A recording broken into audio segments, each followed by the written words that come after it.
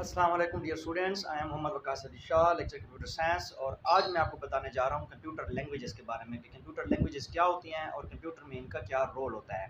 तो basically language जो होती है वो कम्युनिकेशन मीडियम होती है। जिस तरह हम ह्यूमन बींग्स आपस में कम्युनिकेट करते हैं तो different languages like national and international and even local languages, for example आप इंग्लिश में बात करते हैं, उर्दू में या आप सराइकी लैंग्वेज में, तो इनको कहा जाता है language.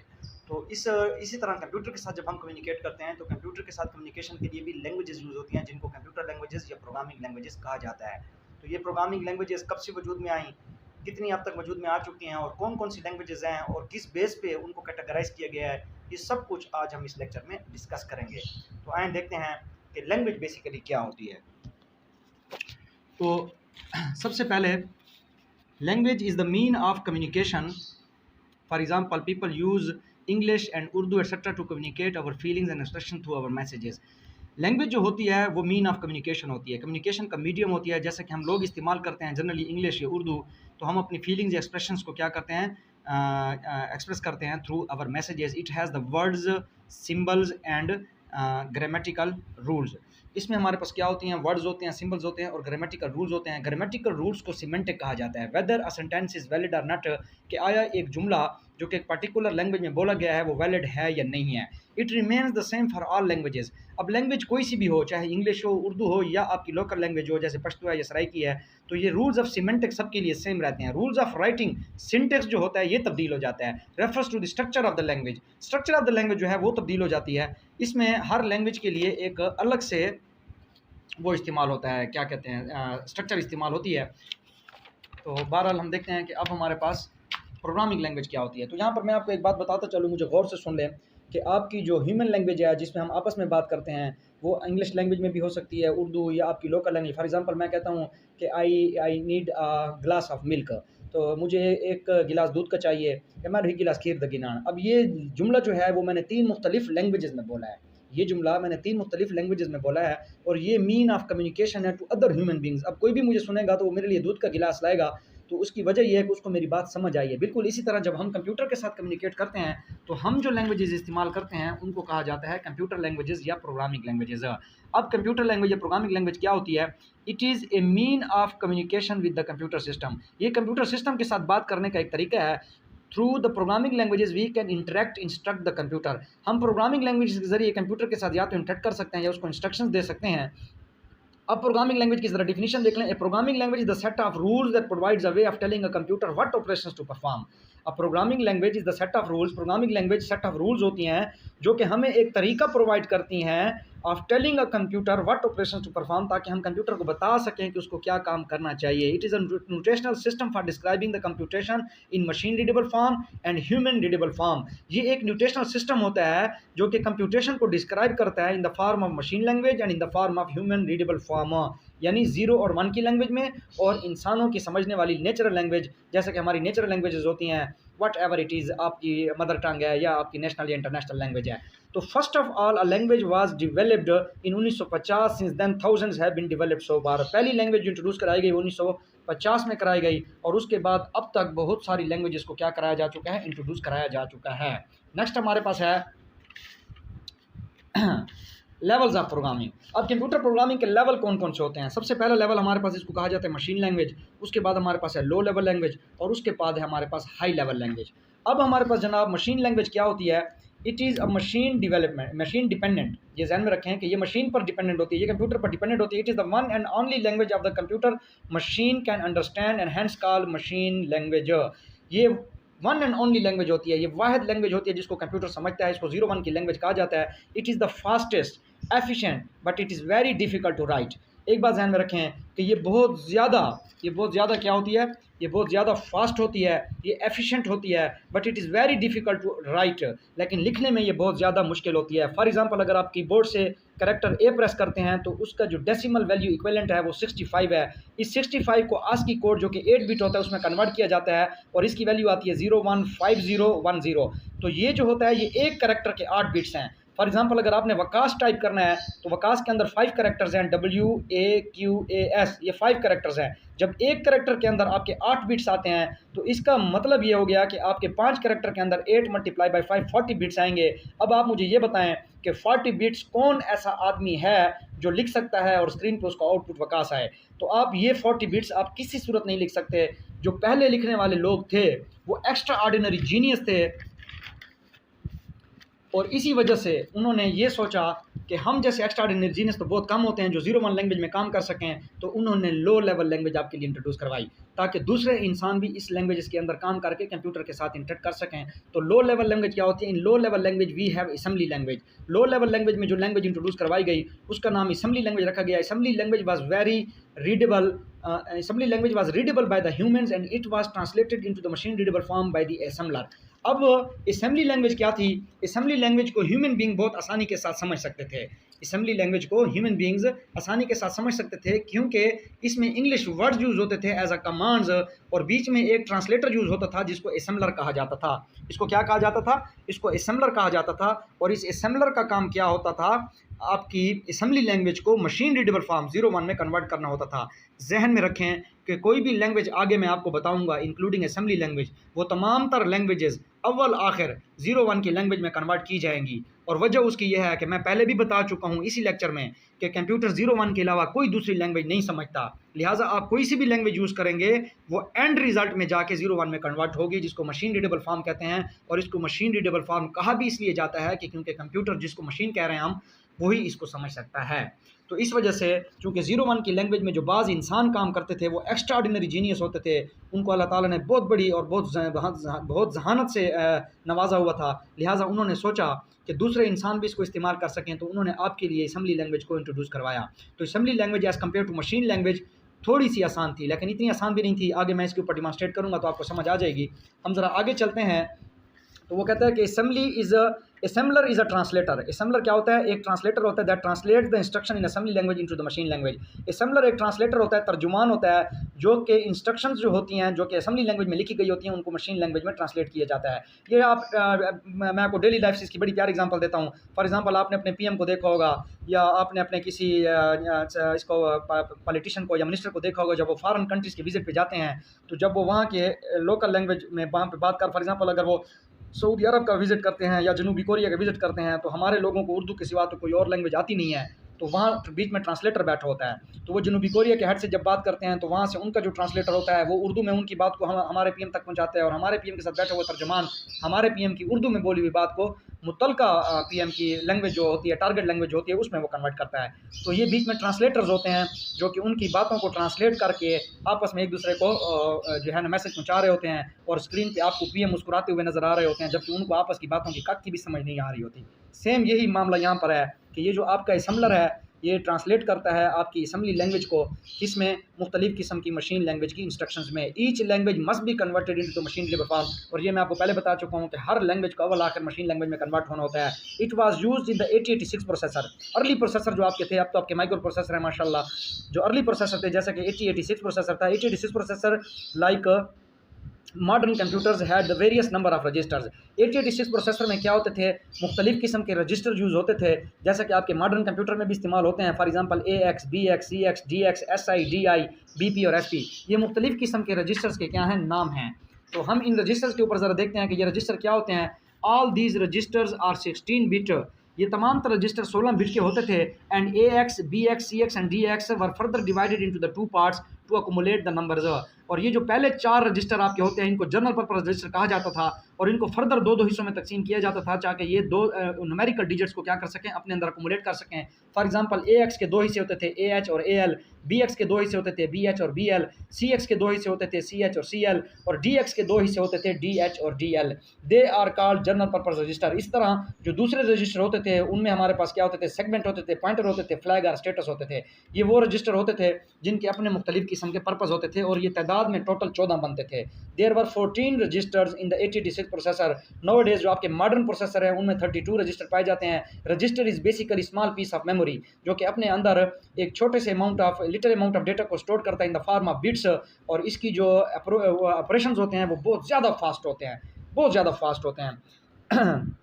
In assembly language data is defined by the bytes only. ये बात भी आप ध्यान में रखें कि असेंबली लैंग्वेज में डेटा जो था उसको डिफाइन किया जाता था by the means of bytes. उनको बाइट्स की मदद से क्या किया जाता था, बयान किया जाता था। फॉर एग्जांपल डीबी मतलब होता था डिफाइन बाइट, और डीबी इसका साइज़ होता था 1 बाइट।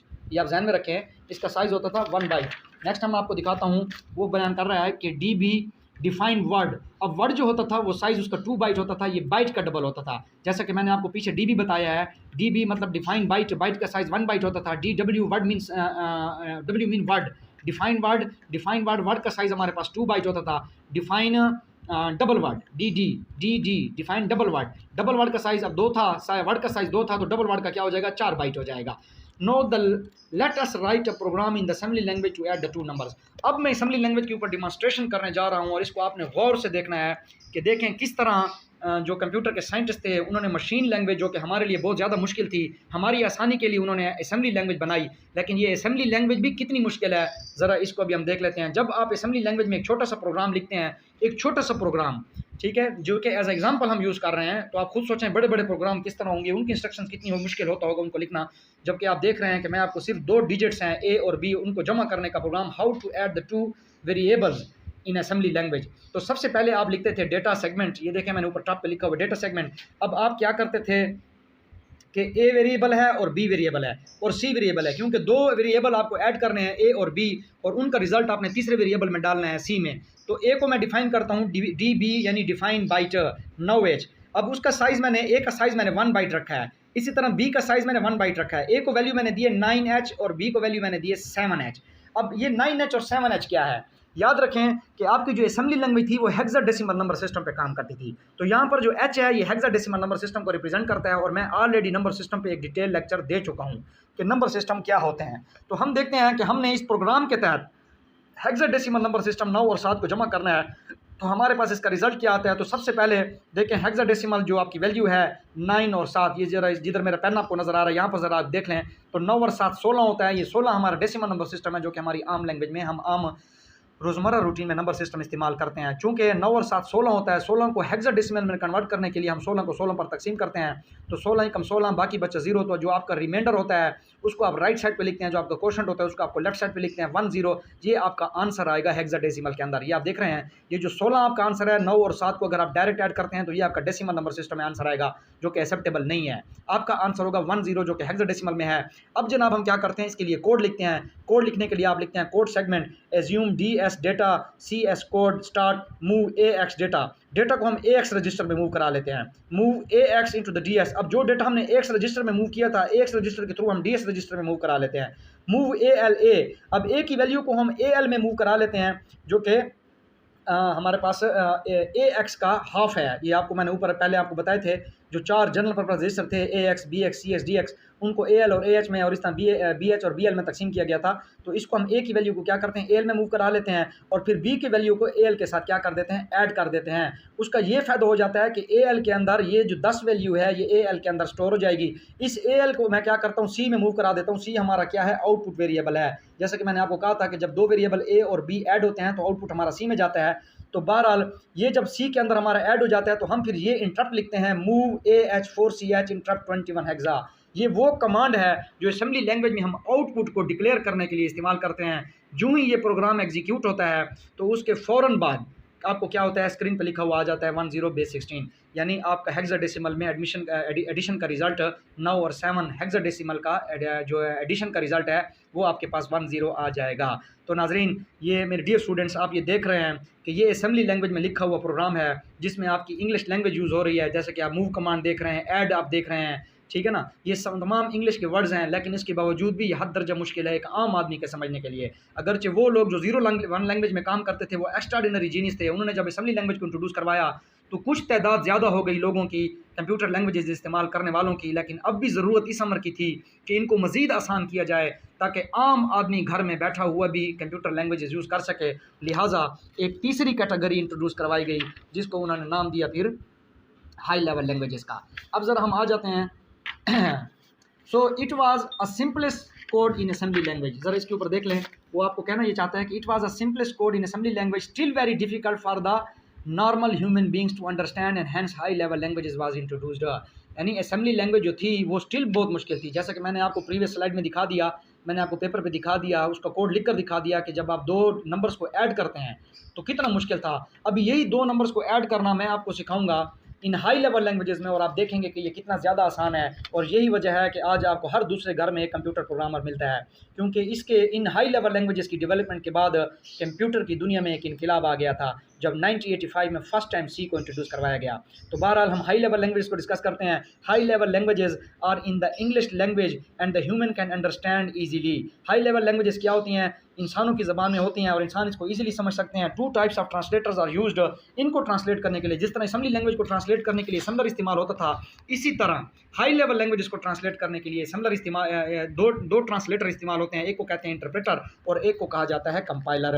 एक को इंटरप्रेटर कहते हैं और एक को कंपाइलर कहते हैं। Interpreter line by line program को ट्रांसलेट करता है और कंपाइलर जो है वो whole the program at once कर लेता है। अब जनाब हम क्या करते हैं, high level languages are further classified based upon the methodology और टेक्नोलॉजी। हाई लेवल लैंग्वेजेस को फर्दर क्लासिफाई किया जाता है 4 कैटेगरीज में, based upon the methodology and technology.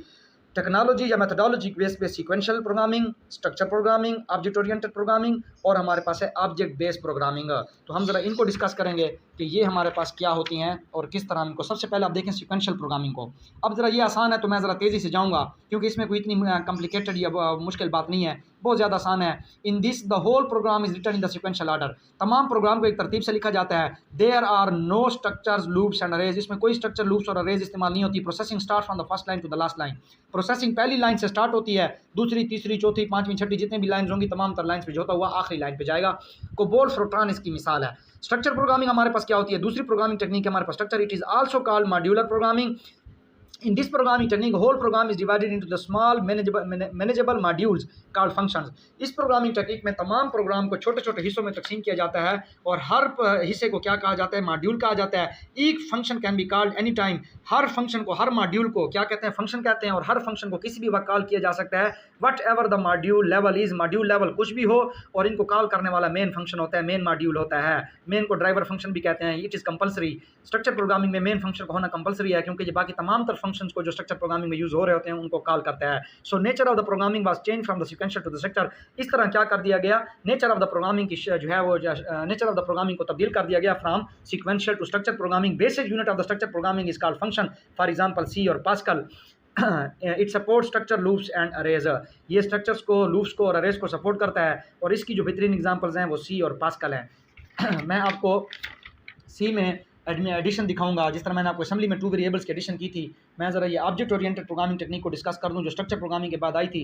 तो इंशाल्लाह फिर मैं आपको एक एग्जांपल दूंगा जिसमें आप देखेंगे कि हाई लेवल लैंग्वेजेस में कोडिंग कितनी ज़्यादा आसान है। तो ऑब्जेक्ट ओरिएंटेड प्रोग्रामिंग हमारे पास क्या होती है? When the data and its associated functionalities combined into the single unit then it is called object oriented programming. जब हम डेटा और उसकी एसोसिएटेड फंक्शनैलिटी को एक सिंगल यूनिट में कंबाइन कर लेते हैं तो उस सिंगल यूनिट को ऑब्जेक्ट कहा जाता है और इस टेक्निक को क्या कहा जाता है? ऑब्जेक्ट ओरिएंटेड प्रोग्रामिंग कहा जाता है। यहाँ पर देखिए मैंने डेली लाइफ से आपके लिए एक एग्जांपल सेट की है। फॉर एग्जांपल आप कार है, कार के कंपोनेंट्स होते हैं कार के अंदर। उसमें सीट्स होती हैं, उसकी बॉडी होती है, उसकी इंजन होती है, उसका स्टीयरिंग होता है, डिफरेंट किस्म के उसके पार्ट्स होते हैं। टू बी ड्राइव, कार का मकसद होता है चलाना, यानी आप उसको चलाते हैं, ये कार का मकसद होता है। और उसको चलाने के लिए ड्राइवर चाहिए होता है, यानी यूज़र चाहिए होता है। तो इसका मतलब क्या हो गया कि जो कंप्यूटर का ऑब्जेक्ट होगा। अब देखें कंपोनेंट्स हमारे पास बेसिकली क्या होती हैं? प्रॉपर्टीज़ होती हैं। Properties can be change any time. आप जब चाहें सीट्स तब्दील करें, आप जब चाहें स्टीयरिंग को तब्दील कर सकते हैं, आप जब चाहें इंजन भी तब्दील कर सकते हैं। Components can be change but they are the compulsory parts of an object. To be drive, ये उसका क्या होता है? ऑब्जेक्टिव होता है। ऑब्जेक्टिव, किसी भी ऑब्जेक्ट के ऑब्जेक्टिव को कंप्यूटर में हम क्या कहेंगे? मेथड कहेंगे। मतलब ये आपका जो कंपोनेंट्स टू बी ड्राइव और ड्राइवर, ये डेली लाइफ की एग्जांपल है। और अगर हम कंप्यूटर के ऑब्जेक्ट की मिसाल लेंगे तो इन कंपोनेंट्स को प्रॉपर्टीज कहा जाता है। उसका जो ऑब्जेक्टिव होता है उसको मेथड कहा जाता है और जो यूज़र होता है, आपका ड्राइवर होता है, वो जो भी एक्शन परफॉर्म करेगा उसको इवेंट कहा जाएगा। फॉर एग्जाम्पल आपका ड्राइवर ब्रेक लगाता है या आपका ड्राइवर स्टीयरिंग को घुमाता है तो ये एक्शन क्या कहलाएगा? इवेंट कहलाएगा। So the object basically collection of, अब देखें, अब मैं आपको डिफिनेशन पे ला रहा हूँ। Object is basically collection of properties, methods and events, compulsory but can be change. Objective of an object, anything done by the user. For example driver turns the car और pushes the break. ये आपको मैंने पहले बता दिया कि ये हमारे पास एक ऑब्जेक्ट जो होता है वो इन 3 चीज़ों का कलेक्शन होती है, प्रॉपर्टीज, मेथड्स और इवेंट्स। और ये चीज़ें क्या होती हैं? Properties can be change but compulsory parts. Method क्या होता है? उसका अपना वो होता है, ऑब्जेक्टिव होता है ऑब्जेक्ट का। और event, anything done by the user. Next हमारे पास वो क्या बयान कर रहे हैं, no let us take an example of computer object. अब हम एक कंप्यूटर ऑब्जेक्ट की एग्जांपल लेते हैं। फॉर एग्जांपल विंडोज है, in Windows there are different buttons. आपने विंडो के अंदर डिफरेंट बटन देखे होंगे। Clicking upon the button is called method. आप बटन के ऊपर क्लिक करते हैं, ये क्लिकिंग क्या है, मेथड है। Button has size and colour and many other things called properties. Button का साइज होता है, कलर होते हैं, और भी मुख्तलिफ सारी चीज़ें होती हैं जो बटन के साथ रिलेटेड होती हैं, उनको प्रॉपर्टीज कहा जाता है। Clicking by the user is called event. जब कोई यूजर यानी मैं और आप जो कि कंप्यूटर को यूज़ कर रहे होते हैं, विंडो के किसी भी बटन पर क्लिक करते हैं, इस क्लिकिंग को क्या कहा जाता है, इवेंट कहा जाता है। So the windows has been developed using the object oriented programming technique. लिहाजा विंडो को किस प्रोग्रामिंग टेक्निक की बेस पर डेवलप किया गया है, ऑब्जेक्ट ओरिएंटेड प्रोग्रामिंग की टेक्निक पर डेवलप किया गया है। और ऑब्जेक्ट ओरिएंटेड प्रोग्रामिंग में आपके पास आती है C++ और जावा। नेक्स्ट हमारे पास कौन सा है, क्या चीज़ है, हम ऑब्जेक्ट ओरिएंटेड प्रोग्रामिंग में को डिस्कस करते हैं कि ऑब्जेक्ट ओरिएंटेड प्रोग्रामिंग में होता क्या है। In the object oriented programming को OOP भी कहा जाता है, OOP। In object oriented programming two things are use, class and object. Object oriented programming में दो चीज़ें इस्तेमाल होती हैं, क्लास और object. We can explain it from the daily life idea. हम इसको डेली लाइफ आइडिया से एक्सप्लेन कर सकते हैं। For example, when we want to construct a house, first of all design is made. जब हम कोई घर बनाना चाहते हैं तो सबसे पहले हम उसका नक्शा बना लेते हैं। The design has all the detail about house. उस नक्शे के अंदर उस हाउस की तमाम तरह डिटेल होती हैं। दिस डिज़ाइन मैप और blue print is called class. अब ऑब्जेक्ट ओरिएंटेड प्रोग्रामिंग के अंदर दो कंसेप्ट यूज़ होते हैं। ऑब्जेक्ट ओरिएंटेड प्रोग्रामिंग के अंदर बेसिकली दो कंसेप्ट इस्तेमाल होते हैं। एक को कहा जाता है क्लास और एक को कहा जाता है ऑब्जेक्ट। अब क्लास की एग्जांपल बिल्कुल नक्शे की तरह है जो आप किसी घर के लिए बनाते हैं। उस नक्शे के अंदर घर की तमाम तरह क्या होती हैं, डिटेल्स होती हैं। तो इस डिटेल को लॉजिकल डिटेल कहा जाता है, या डिज़ाइन कहा जाता है, या मैप कहा जाता है, या ब्लूप्रिंट कहा जाता है। ये आपकी क्लास होगी। It is the logical and consumes no memory. ये एक लॉजिकल डिज़ाइन होता है, और चूंकि ये कागज़ की शक्ल में एक मैप होता है, ये फिजिकल रिसोर्सेज जैसे कि बिजली है, सीमेंट है, और ईंटें वगैरह इस्तेमाल नहीं होती, इसमें ब्रिक्स वगैरह इस्तेमाल नहीं होती हैं, तो इसको हम कहते हैं कि ये लॉजिकल है। It consumes no memory. On the basis of this design, is this map design, we can construct as many houses as we can.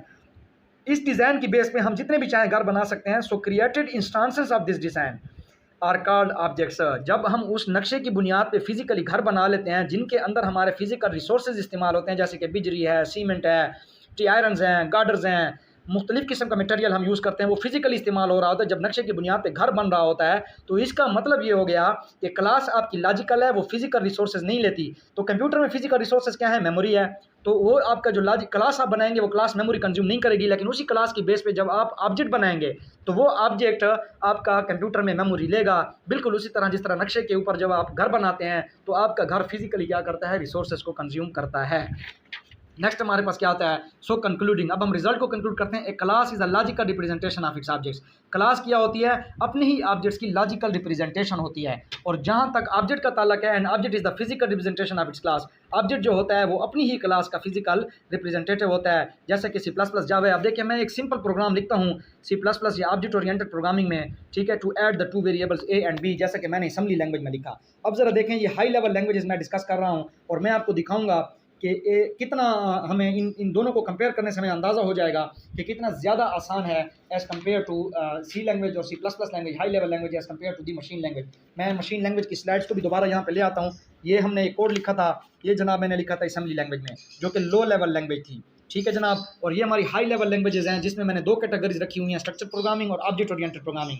अब ध्यान में रखें कि जो आपकी अब C++ या ऑब्जेक्ट ओरिएंटेड प्रोग्रामिंग है, supports the structure programming as well. ये स्ट्रक्चर प्रोग्रामिंग को भी सपोर्ट करती है, but structure programming does not support the object oriented programming. यानी जो काम आप C++ में कर सकते हैं, ठीक है, वो आप सी में नहीं कर सकते, और जो काम आपकी C कर सकती है वही काम आप C++ में कर सकते हैं। ये बात आपके जहन में होनी चाहिए, क्योंकि object oriented programming is a next level as compare to the C structure programming. Structure programming के बाद आपकी C++ इंट्रोड्यूस कराई गई है।